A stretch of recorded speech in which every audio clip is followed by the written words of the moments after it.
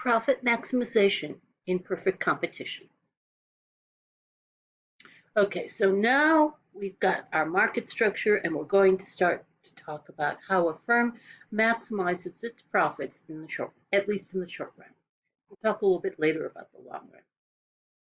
Profit maximization depends on two things: the costs, which vary with the level of output. That's what we studied all of last week. And revenue, which depends on the amount the firm produces and how much it charges for that production. But if a firm is a price taker, it has no control over that price. So when it's strategically deciding how to maximize its profits, the only decision it really has is how much to produce in order to maximize the difference between its revenues and its costs. Okay, so let's go here, and we've got a few more definitions. These should look very familiar after last week. These we're defining things here only for the price taker. Later on, when we talk about price makers, the equations are going to look a little bit different. So for a price taker, revenue can be described in three ways: total revenue, which is the amount the firm gets for its production. Total revenue equals price times quantity. That's pretty straightforward. Average revenue, the revenue per unit sold. So average revenue equals price times quantity divided by quantity. So that's going to equal price. And marginal revenue, the revenue the firm gets from the last unit it sells. But the revenue from every unit in perfect competition is just the price. So marginal revenue also equals price. And remember though, these particular versions of the equations for total revenue, average revenue, and marginal revenue are only for perfect competition. Okay, so here's one way the firm could maximize its profits by finding the difference between costs and revenues. We have a total cost curve, which, despite my very poor artistic abilities, should be familiar to you from last week. We've got a steep slope at the beginning, then it flattens out because of adding your additional units of variable inputs, and then eventually decreasing returns kicks in, and the total cost curve starts increasing at a very rapid rate again. So we've got, right about here is where decreasing returns starts kicking in.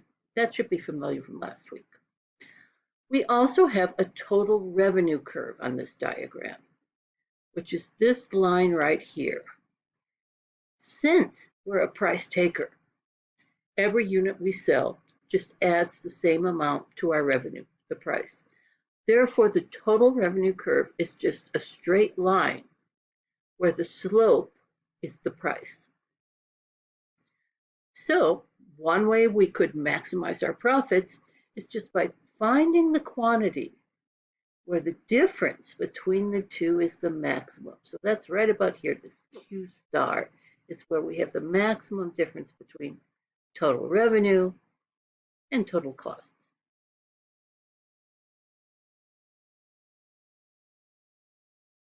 But there's another way that we could figure out how to maximize our profits using marginal revenue and marginal cost.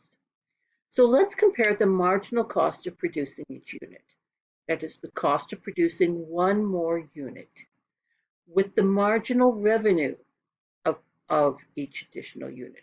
That is the revenue we get from selling one more unit. As long as marginal revenue is greater than marginal cost, it's worth producing another unit of output. But at some point, marginal revenue is going to equal marginal cost. If we try to sell any more from that point, marginal cost is increasing. Why is that so? Well, you should be thinking about diminishing returns. We're probably on that upward sloping part of marginal cost, so it's some sort of upward slope there. But marginal revenue stays constant. Why is that? Well, remember, we're in perfect competition. So marginal revenue is always the price, the same price, the price that's set by the market that we have no control over.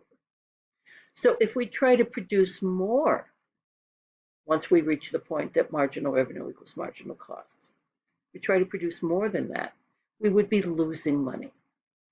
So it's worth expanding our output up to the quantity where marginal revenue equals marginal cost. But it's not worth selling any more than that. Now, if you've no calculus, you may be seeing what's going on here. This is a classic maximization problem. If you don't know what that means, don't worry about it, because you don't need to know that for this course. Okay, I think that this idea will be a bit clearer if we look at a diagram. Here's our marginal cost curve. Remember, for most of the area of output, it's upward sloping. We have a little bit of area in the beginning where it may be downward sloping, but for most of our range of output, it's upward sloping. Okay, and we have marginal revenue, which is a constant because we're a price taker. This is the market determined price. So if we start out at a low level of output here, notice that if we increased our output, we would be getting a marginal revenue that's greater than marginal cost for increasing our output. So we should do that. We're going to make money. We increase output a little bit more, the same is true, the same is true, the same is true, until we get up to Q star. At that point, if we try to produce any more, then marginal cost is now going to be greater than marginal revenue, and we would lose money on that unit. So when the firm is considering what level of output should I choose in order to maximize my profits, it has a very simple decision rule. Find the level of output where marginal revenue equals marginal cost and produce that level of output. Now, in perfect competition, you'll sometimes hear this stated as choose the level of output where price equals marginal cost, because marginal revenue and price are the same in perfect competition. But I don't want you to get too much in the habit of thinking that way, because that doesn't make it as clear what's really going on in the situation.